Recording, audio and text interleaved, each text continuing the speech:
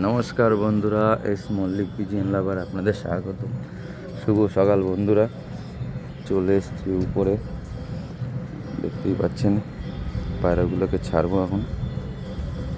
এখন সকাল 8টা বাজতে 14 মিনিট এরম সামথিং হয়েছে, কিন্তু কেস হয়েছে আমি টাইমস আপ ভিডিও দিয়ে করতে পারছি না। কারণ হচ্ছে আমি পুরোপুরি আপডেটটা দিতে পারবো না ওরার, তার জন্য টাইমস আপ ক্যামেরা দিয়ে করছি না।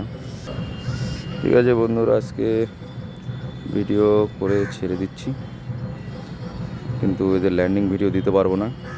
ঠিক আছে বন্ধুরা, এদের রিলিজ করে দিই, কারণ অনেকক্ষণই আটকে রেখেছি, প্রায় 10 মিনিট হয়ে গেছে। এখন রিলিজ হয়ে যাচ্ছে, ছাড়ার সঙ্গে সঙ্গে পুরো বুলেটের মতন উড়ে গেল, দেখতেই পাচ্ছেন।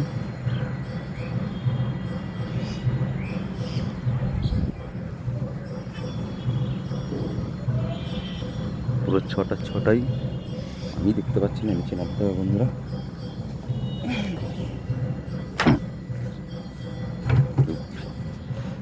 হয়ে গেল, এই তো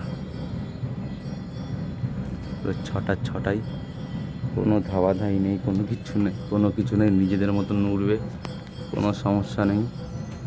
এদের একটা পায়রা একটু সমস্যা আছে মনে হলো, মানে বডিটা একটু কম মনে হলো, আর বাকি সবই মোটামুটি পুরো দারুণ ফিট। কারণ যেটা একটু কম মনে হলো, কারণ ওটাকে আমি যখন শুকাচ্ছিলাম তখন একটু বেশি শুকিয়ে গেছে, কারণ ওটা বিডার থেকে ডাইরেক্ট তুলে দিয়ে দিয়েছি, সময় পাইনি রেস্টের।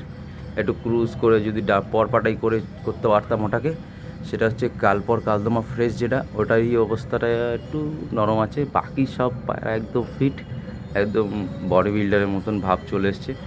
কিন্তু ওই পায়রাও আমার এরকম ওয়েদারেই আপনার উঠে গেছে প্রায় 12 ঘন্টা 20 মিনিট। আর শীতকালে আমি প্রতিবারই নামানোর চক্করে একটু তাড়াতাড়ি নামিয়ে ফেলেছি, 11 ঘন্টা 15-20 এতে নামিয়ে ফেলেছি, কারণ ওই সময় অন্ধকার হয়ে যায়, তখন আমার লাইটের ব্যবস্থা ছিল না। এই বছর লাইট আছে, কোনো সমস্যা নেই। এবছর দেখব কীভাবে কতদূর যায়। ঠিক আছে বন্ধুরা, পায়রা অনেক দূরে পেরিয়ে গেছে, ক্যামেরায় আস্তে আস্তে ধরা পড়ছে না। ওই যে এরা যখন আমি কাজে যাওয়ার আগে যদি এটা পারি তো আপডেট দিয়ে যাব।